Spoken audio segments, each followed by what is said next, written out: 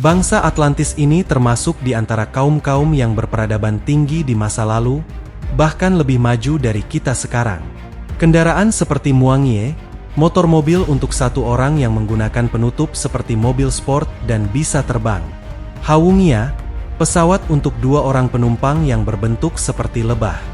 Hulingye, pesawat tempur senyap tanpa suara yang kecepatannya melebihi kecepatan suara, bersenjatakan rudal dan laser biru. Dan Rasawingia, pesawat jelajah luar angkasa antar planet yang berkecepatan cahaya, yang berbentuk seperti cangkang penyu alias oval.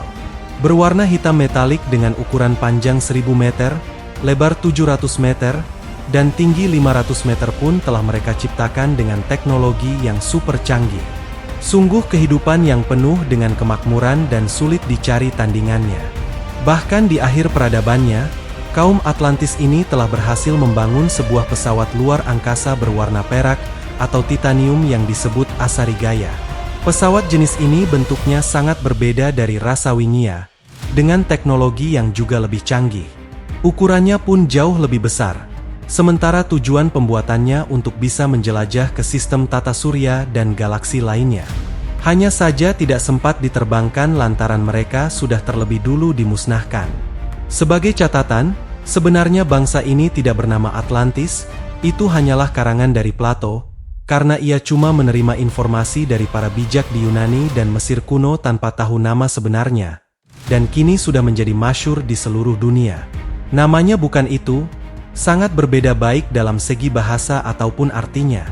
Pada awalnya mereka ini menyembah satu Tuhan, namun seiring berjalannya waktu akhirnya mereka juga menyembah Tuhan yang lainnya, yakni benda-benda keramat, ilmu pengetahuan, teknologi, harta, jabatan, dan lain-lain. Dengan perilaku buruk semacam itu, mereka hanya akan mengingat Tuhan di saat butuh saja, sedangkan ketika senang mereka akan lupa kepadanya. Bahkan tak sedikit yang sudah benar-benar lupa dengan Tuhannya, alias tak percaya lagi dengan keberadaan Tuhan yang hakiki atau ateis. Mereka juga senang berbuat zina dan berbagai bentuk maksiat lainnya. Contohnya, ada anak yang menodai ibu kandung dan saudaranya sendiri, ada anak yang ketika orang tuanya keluar rumah maka ia sengaja membawa seorang lawan jenis untuk berzina di rumahnya. Dan ada pula istri yang ketika suaminya sedang berada di luar rumah, maka ia selingkuh dengan pria lain dan begitu pun sebaliknya. Lalu ada juga yang melakukan hubungan seks menyimpang, seperti suka dengan semua jenis kelamin atau biseksual, bersetubuh dengan yang sejenis, homoseks, lesbian atau dengan hewan. Dan ada pula anak yang durhaka kepada orang tuanya dengan merebut secara paksa harta milik bapaknya.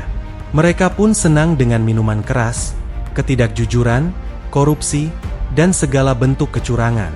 Perilaku ria, pamer, dan pamrih menjadi hal yang biasa, begitu pula dengan fitnah dan perdebatan yang dianggap lumrah.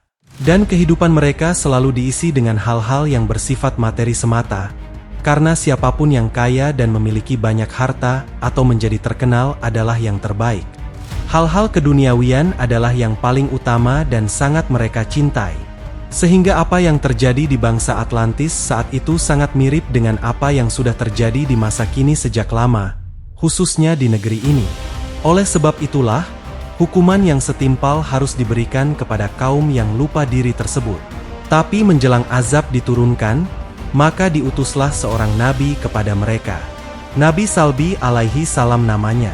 Beliau ini berasal dari sebuah negeri yang ada di Timur Tengah, yang pada masa itu tidak berupa gurun, alias masih menghijau. Berperawakan gagah, tubuh tegap, berkulit putih kecoklatan, warna matanya biru dan cukup tinggi untuk orang di zamannya.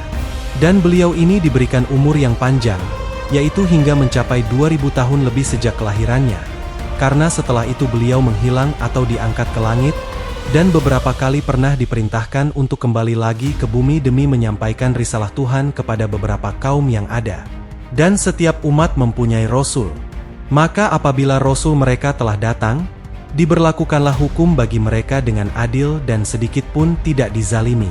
Quran Surah Yunus ayat 47. Awalnya sang Nabi mengingatkan kepada orang yang tinggal di luar kota, golongan awam atau rakyat jelata untuk kembali pada jalan Tuhan yang benar. Selama 10 tahun beliau berdakwah kepada golongan ini, dan sebagian dari mereka perlahan-lahan mau mengikuti ajakan dakwah itu. Dan setelah cukup waktu, beliau pun diperintahkan oleh Tuhan Yang Maha Esa untuk berdakwah kepada penduduk yang tinggal di pusat kotanya. Ketika memasuki kota, beliau lantas dicurigai sebagai musuh. Ini karena ada fitnah yang sengaja disebarkan oleh mereka yang tidak menyukai dakwah sang nabi. Beliau lalu diserang dari segala penjuru dengan berbagai jenis senjata dan peralatan. Bertubi-tubi serangan itu dilancarkan kepada diri Nabi Salbi, tetapi atas izin Tuhan beliau selamat.